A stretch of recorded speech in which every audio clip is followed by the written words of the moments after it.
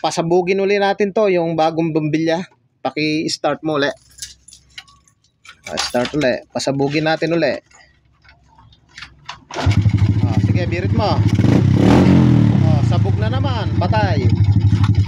So yun na nga mga padreng, kumpirmado ang sira ng motor ni boss na hindi nila ma-troubleshoot. Pabalik-balik na lang sa shop ay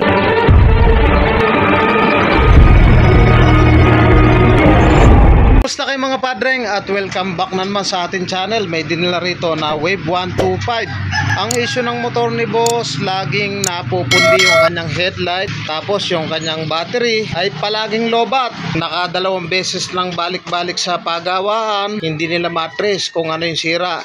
Pinalitan na ng regulator, nagpalit na ng regulator, ganun pa rin, palagi pa rin lobat at hindi nagkakarga. Yun nga, namumundi ng headlight. At sa pagtro-troubleshoot ng ganyang issue, dapat hindi natin hinuhulaan yan. Dapat step by step o may guide tayo para matumbok natin yung eksaktong sira nyan. So ang gawin lang natin, buksan lang natin yung kanyang compartment. At dito may makikita tayong battery, positive, negative. Check natin kung may laman yung kanyang fuse box. Checkin din natin yan kung may pumapasok na positive supply galing regulator papuntang battery. Check na muna natin yung kanyang battery kung may laman. So wala, ibig sabihin kumpirmado, lobat nga. At isunod naman natin, tanggalin natin yung positive terminal ng battery. So yung mga padreng, binaklas ko na yung compartment para ma-expose natin yung kanyang mismong wiring connection. So ang gawin ko lang, tanggalin ko dito yung mga nakatape na to para ma-expose natin. At ito yung kanyang wiring. So napakagulo ng kanyang wiring. Hanapin lang natin yung original na galing regulator na kulay red. Ito siya.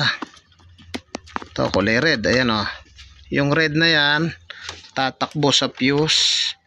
Ayan, tatakbo rito sa kanyang, ayun pumasok dito at lumabas dito. So ngayon ang gawin natin, dito muna tayo, baklasin lang natin to yung tumakbo ng fuse. So ito na yung galing sa red wire.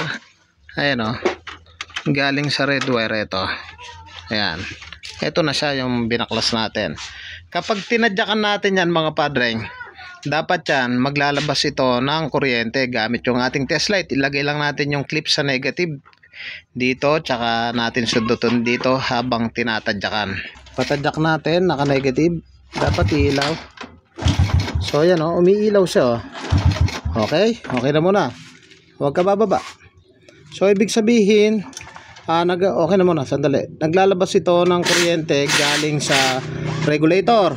Tanggalin natin to. Check natin ngayon kung papasok dito sa fuse. Patadyak natin. Pumasok dito. Isa pa. Pumasok. Ngayon, pumasok siya rito. At lumabas dito. Dapat to, pag tinadyakan ay umiilaw. Isa pa. Okay. At sa pagkakataong yan mga padreng, pasok naman yung kuryente galing regulator at okay din naman yung kanyang fuse box. Pero bakit kaya namumundi ng headlight? So kalimitan kaya namumundi ng headlight, ayaw magkarga, minsan grounded, o kaya naman over voltage yung kanyang regulator. So ang gawin lang natin, hanapin natin yung kanyang regulator. At dito sa kanyang regulator, ayan silipin nyo yung kanyang socket. Minsan pag maluwag po yan, cause nang hindi kumakarga. Try natin galawin. Ayan maluwag Tapos bukod sa maluwag, ayan parang natatanggal na yata. Ayan maluwag. So gawin natin, ayan, maluwag yung kanyang terminal. Ang gawin natin, tanggalin natin yung kanyang regulator. So ito yung kanyang regulator. Pansinin nyo, maigpit naman maigpit pero tabingi. Nakatabingi. Tanggalin natin. Try uli natin ipasok. Dapat po ito lalak to, yung puti dito nakaangat siya. Ayan, nakaganyan lang siya Ayan, ganyan lang yung dating niya. Try nating ilak. Ayun Sumagad na siya, oh. Galawin natin. Medyo maluwag pa rin. Gawin natin, palipitin natin to. Palipitin natin bagya para humigpit. Yan. Yan, ganyan lang yung ginagawa ko. Tapos balik natin para hindi siya matagtag. Ayan, oh, higpit, oh. Natin ibalik. Ayan, oh. Lapat na. Ngayon, i-check uli natin. Papatadyak uli natin kung umaabot dito. Gamit ulit tayong test light. Sige, tadyak. Ayan, okay na siya. Okay? At isunod naman natin dyan, mga padreng. Tapean na natin to. Tapean na natin. So, ayan, tapean na natin. Try natin kung lalabas dito sa papuntang battery terminal, isang tadyak. Okay?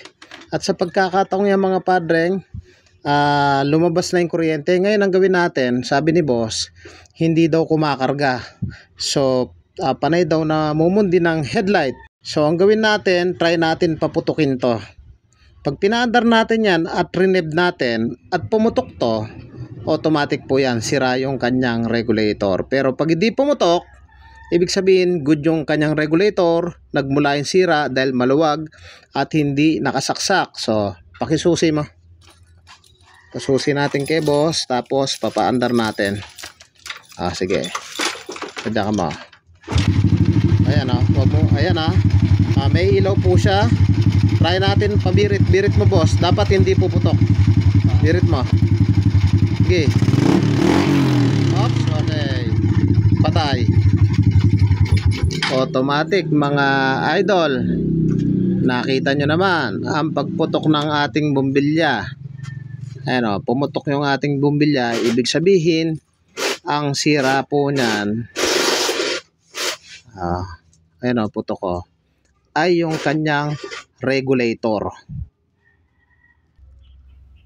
So, automatic, mga padreng, sira yung kanyang regulator. Ngayon, eto. Kinasa natin ang regulator. Check natin ngayon to. Ito, yung positive kanina, sumabog yung ating bumbilya. Napasabog niya. So, nagpalit tayo, kulay blue. Dapat, pag tinadyakan natin yan, dapat iilaw yan. Ibig sabihin, accurate yung ating regulator tadyak. Yan, umilaw. Sige, paandarin mo ngayon. Pag hindi pumutok yan, mga padreng, automatic na solusyonan natin. Start. Ayan, birit mo. Ayan, sige, birit mo.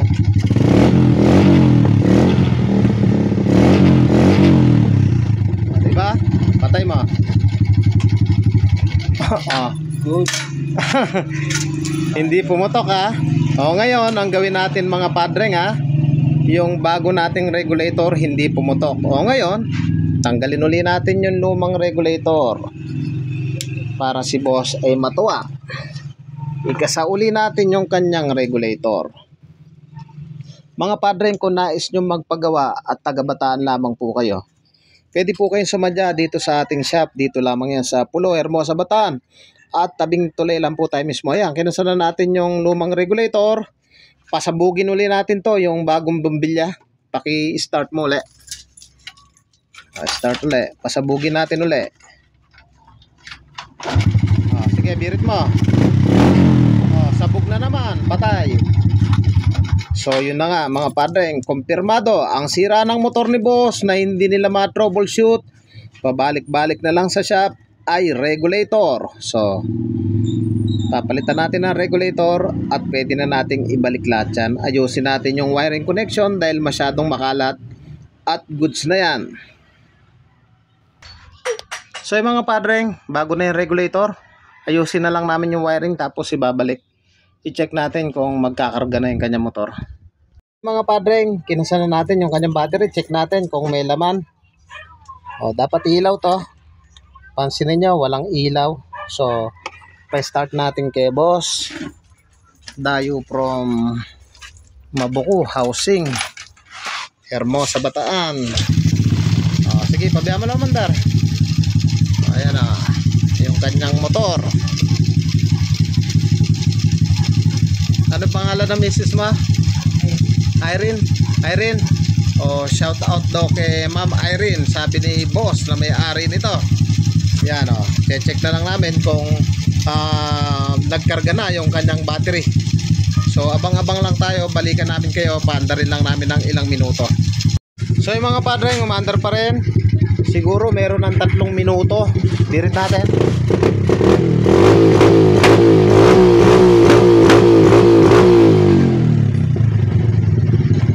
Ngayon, check na natin. Patayin mo na yung kanyang makina. Ayan. Gamit yung mahiwagang test light. Check natin. Dapat to, iilaw to kahit kapiraso. Kanina, totally walang ilaw. Check natin. Dapat iilaw ng kapiraso. So, wala pa rin siya. Ibig sabihin, totally na drain. Totally na drain yung kanyang battery. Oh, panda rin pa natin. Sige, start pa ulit. Diba?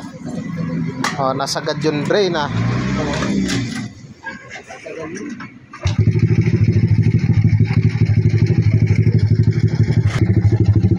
So yung mga padreng, naka-negative yung clip. Test light natin, dapat iilaw. So may ilaw. Rev mo, rev. Revolution mo. Revolution. Sige.